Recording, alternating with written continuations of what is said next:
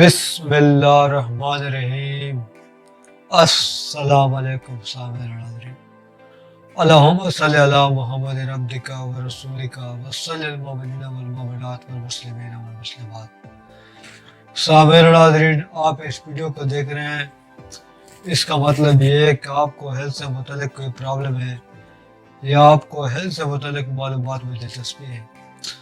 تو اگر آپ چاہتے ہیں کہ آپ کو آئندہ بھی اس قسم کی معلوماتی ویڈیو بھی ملتی رہے تو پلیز اس چینل کو سبسکرائب کریں۔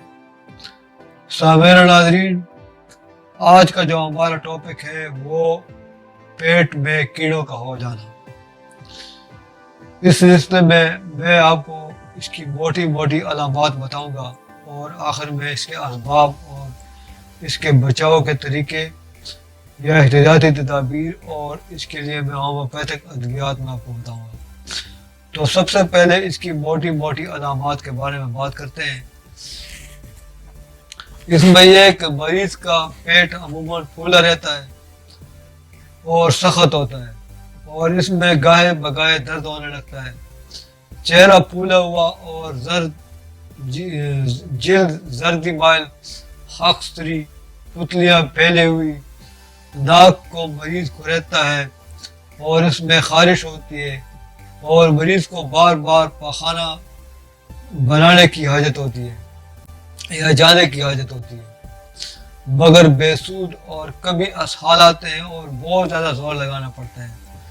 دست برنگے سیاہ، لیسدار اور بدبودار آتے ہیں، سانس میں بو آتی ہے اور خاص کر صبح کے وقت، اور بعض اوقات سوتے ہوئے مریض کے منہ سے رالیں ٹپکتی ہیں، بھوک بہت لگتی ہے یا بھوک مر جاتی ہے، اور مریض اگر بچہ ہو تو اس کو بالکل بھی کھاتے پیتے نہیں ہے، بقت سے آؤں نکلتی رہتی ہے، اور چھوٹی لڑکیوں کے اندام نہانی سے بھی آؤں خارج ہوتی ہے۔ بعض اوقات پیشاب بڑی تکلیف اور درد کے ساتھ آتا ہے اور پیشاب کا رنگ سفید دودھیا ہوتا ہے۔ عصبی علامات میں بے چینی، سوتے وقت چونک اٹھنا، دانت پیسنا، خشک چھوٹی خرار دار یا تشنجی کاسی کا ہونا، گہری آہیں بھرنا، ہچکی وغیرہ۔ بعض بچوں کو تشنج ہوتے ہیں۔ اس کے اسباب کیا ہوتے ہیں سامنے؟ سبزی، ترکاری، ساگ پات، میوہ جات اور گندے پانی کے ذریعے کیڑوں کے انڈے انسان کے پیٹ میں پہنچ کر کیڑے بن جاتے ہیں۔ گندے گوشت کے کھانے سے کدو دانہ پیدا ہو جایا کرتا ہے۔ غذا کے اچھی طرح ہضم نہ ہونے اور نہ ہی تحلیل ہونے کے باعث آنتوں میں آؤں بہت پیدا ہوتی رہتی ہے اور وہیں سڑنے لگتی ہے اور کرموں یعنی کیڑوں کے پیدا ہونے کا موجب ہوا کرتی ہے۔ نیز ایک مریض سے دوسرے مریض میں یہ کرم چلے جاتے ہیں، خصوصاً جب ایک ہی بستر میں بیمار بچے کے ساتھ دوسرے بچے سوتے ہیں۔ گندی جگہ پر ننگے پاؤں پھرنے سے بھی پیٹ میں کیڑے ہو جاتے ہیں۔ اس مرض کی اب آپ کو علاج بتائیں گے کہ اس کا علاج کیا ہوتا ہے۔ سامعین ناظرین، صرف پیٹ سے کیڑوں کا خارج ہو جانا ہی علاج نہیں ہے اور یہ کافی نہیں ہوتا، بلکہ ہاضمے کا درست کرنا بھی ضروری ہے تاکہ آئندہ کے طور پر پیٹ میں کیڑوں کی نشو و نما نہ ہو سکے۔ اس سلسلے میں سب سے پہلی جو دوائی ہے اس کا نام ہے سائنا، اور نمبر 2 ہے سٹینم، اور نمبر 3 ہے سینٹونائن، نمبر 4 ہے انڈیگو، اور نمبر 5 ہے کلکیریا کارپ، اور نمبر 6 کوپرم آکسیڈیٹم نائگرم۔ سامعین ناظرین، یہ تو ہو گیا اس کا علاج۔ اب میں آپ کو اس کی ضروری تدابیر بتاؤں گا۔ سامعین ناظرین، اس قسم کے مریض کو بقت کے اندر روزانہ سرسوں کا تیل لگانا چاہیے، اس سے خارش بھی کم ہوتی ہے اور کرموں کے انڈے یعنی کیڑوں کے انڈے بھی نشو و نما نہیں پا سکتے۔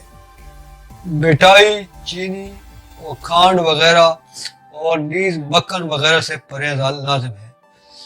کھانے میں نمک مناسب استعمال کرنا چاہیے، یعنی اگر آپ پہلے سے نمک کم کھاتے ہیں تو ذرا اس کو تیز کر دیں۔ نیز خراب پانی اور خراب میوہ جات وغیرہ اور خراب گوشت اور ان دھوئی سبزی ترکاری کھانے سے پرہیز لازم ہے۔ تو سامعین ناظرین، یہ تو ہوگی اس کے احتیاط۔ باقی میں نے جو آپ کو دوائیاں بتائی ہیں، یہ دوائیاں آپ نے اگر آپ کو مل سکتی ہے تو 3X میں یا مدر ٹنکچر میں استعمال کریں، اس سے آپ کو بہت زیادہ فائدہ ہوگا۔ اور اس کے علاوہ آپ کو یاد رکھنا چاہیے کہ ہومیوپیتھک ادویات کو آپ نے کچن میں بالکل نہیں رکھنا، اور خوشبو اور دھوئے سے اس کو بچا کر رکھنا ہے۔ اور کوئی بھی ہومیوپیتھک ادویات کو استعمال کرتے وقت آپ نے کم از کم کھانے میں آدھا گھنٹے کا وقت رکھنا ہے، یعنی دوائی کھانے سے پہلے اور بعد میں آدھے گھنٹے کا وقت ہونا چاہیے۔